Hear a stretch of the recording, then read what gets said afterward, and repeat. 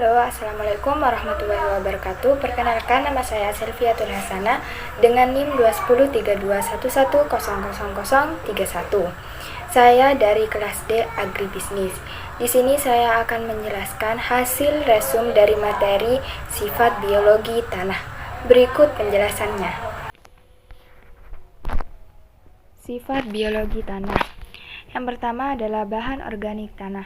Bahan organik memiliki peranan yang ada di dalam tanah. Yang pertama, memperbaiki sifat-sifat fisika tanah, seperti membentuk agregat tanah, membuat tanah lebih lunak sehingga mudah diolah, memperbaiki kompaksi tanah, mampu menyerap air yang tinggi sehingga tanah lebih tahan terhadap kekeringan, dan yang terakhir memperbaiki aerasi tanah. Lalu yang kedua, memperbaiki sifat-sifat kimia pada tanah, seperti melepaskan hara terikat, pengikatan oleh Fe dan Al serta Mn, dan meningkatkan kelarutan hara. Dan yang ketiga, memperbaiki biologi tanah, seperti menjaga kesehatan tanah, menambah kandungan humus tanah, sebagai bahan remediasi tanah, dan sebagai bahan ameliorasi tanah.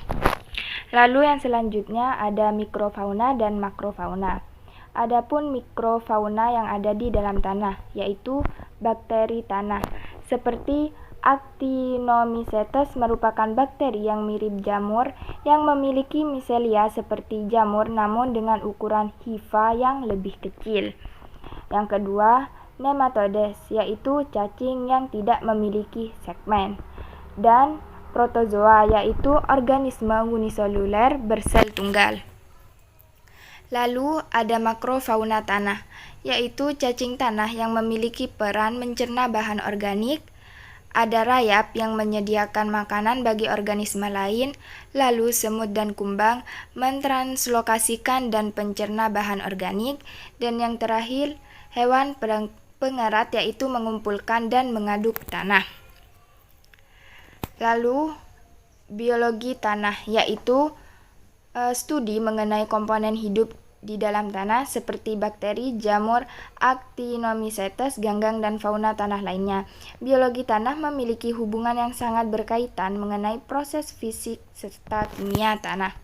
Adapun aktivitas organisme tanah yang dipengaruhi oleh iklim, tanah, vegetasi seperti hutan, padang rumput, dan lain sebagainya.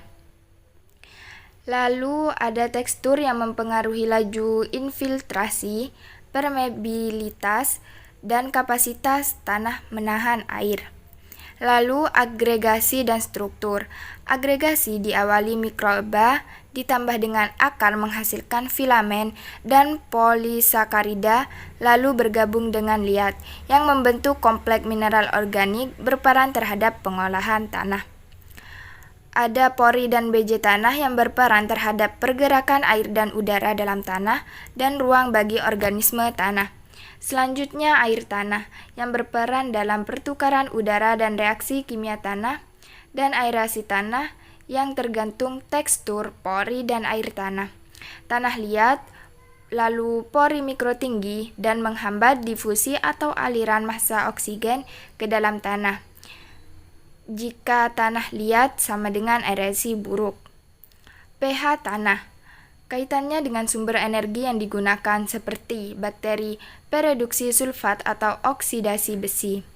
Dan yang terakhir ada KTA dan KTK tanah, merupakan sumber muatan liat negatif dan positif, kaitannya dengan sumber hara yang digunakan oleh organisme tanah.